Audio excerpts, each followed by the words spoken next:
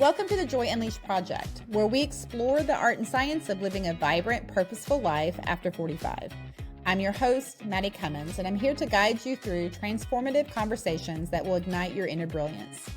In each episode, we'll dive deep into the transformation framework, sharing powerful stories, expert insights, and practical strategies that help dynamic women, just like you, embrace this exciting chapter of life. Whether you're navigating a teenager at home, an empty nest, caring for aging parents, or all of the above, or you're simply ready to prioritize your own joy, you're in the right place. Get ready to unlock new possibilities, build meaningful connections, and create the vibrant future you deserve. This is more than just a podcast. It's your invitation to join a community of bold women who are rewriting the rules of midlife. Let's unleash your joy together. Hey there, Joy Unleashed listeners. It's Mattie Cummins here, your host and fellow member of the Recovering Perfectionist Club. Today, we're diving into a topic that hits home for so many high-achieving women: choosing self-compassion over perfection. If you've ever felt like your best is never enough, or you're exhausted from chasing flawless results, this episode is for you. And we're going to get real and get honest, and most importantly, be kind to ourselves. Let's start with a confession. I used to believe that my worth was measured by my productivity and how few mistakes I made. Does this sound familiar? Perfectionism can masquerade as ambition, but behind the scenes, it's often fueled by fear. Fear of judgment, fear of failure, or fear of not being enough. Here's a truth bomb. Perfection is an illusion. It's like chasing a unicorn, sparkly, magical, but totally made up. And yet, so many of us keep running after it, thinking it'll bring us confidence or acceptance. So here's your spoiler alert. It doesn't. It just brings more anxiety, self-doubt, and burnout. Let's talk about the high achiever's brain. We set big goals, hold ourselves to impossible standards, and beat ourselves up for minor missteps. But what does that actually get us? It gets us stress, exhaustion, and a highlight reel of our failures. You know that one that plays in your head over and over and over when you make a mistake. Here's a journal prompt for you. I know some of you don't love to journal. To be honest with you, I don't either. And so journaling for me is not sitting down and writing down all the information, but it can just be thinking about it. I do my best thinking in the car when I'm by myself because I'm alone and I have control of my environment. But whatever you do, whether that's writing out journaling or you think through things when you have that time and space, here's a prompt for you. When was the last time you celebrated progress instead of perfection?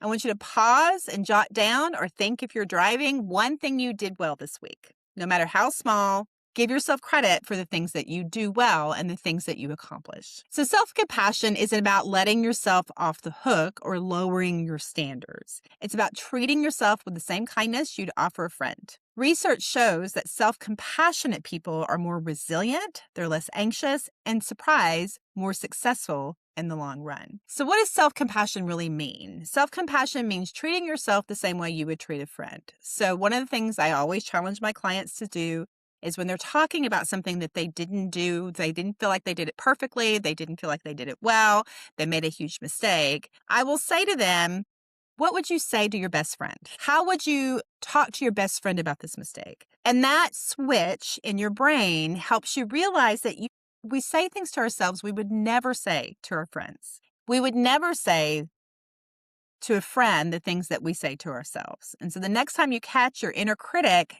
going wild and saying things that are so negative and so not compassionate, just ask yourself, would I say this stuff to a friend? And it's crazy how quickly it will really change the way your brain is working as you start to rewrite that narrative.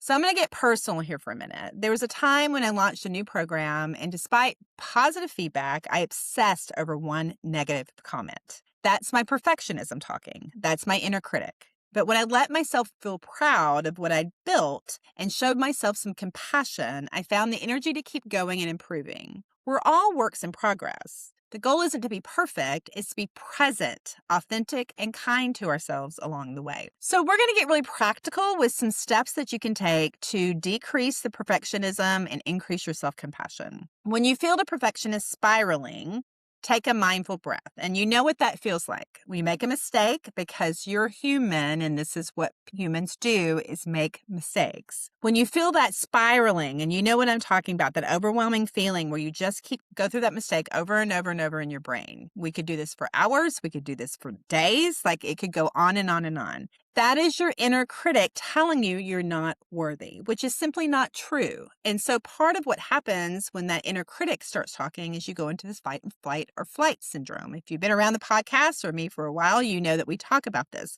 Is we talk about how your brain is designed to protect yourself. So when you feel like you've made a mistake and that is a value, you define yourself by whether or not you're a perfectionist, your brain literally goes into fight or flight because it thinks it's in danger. So what you've got to do is break the cycle, calm down the spiraling, and then rationalize through what is really happening. So one of the things to do is reflect and not ruminate. Ask, what can I learn instead of what did I do wrong?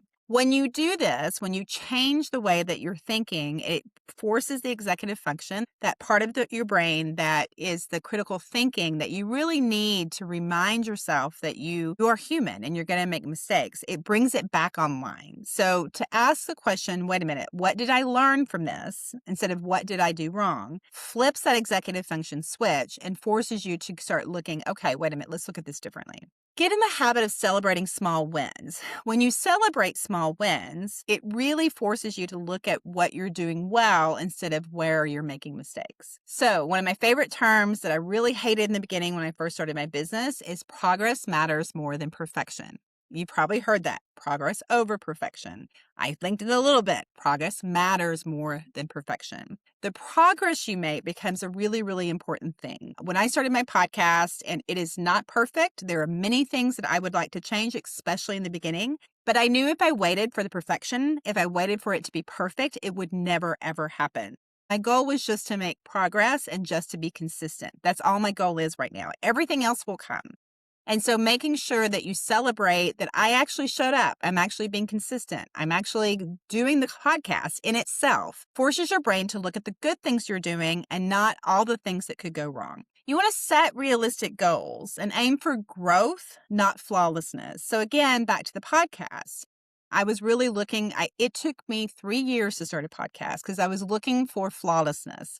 I wanted the right background. I wanted the right camera. I wanted the right mic. I wanted the right hair. I wanted right everything because my perfectionism gets in the way of me making progress.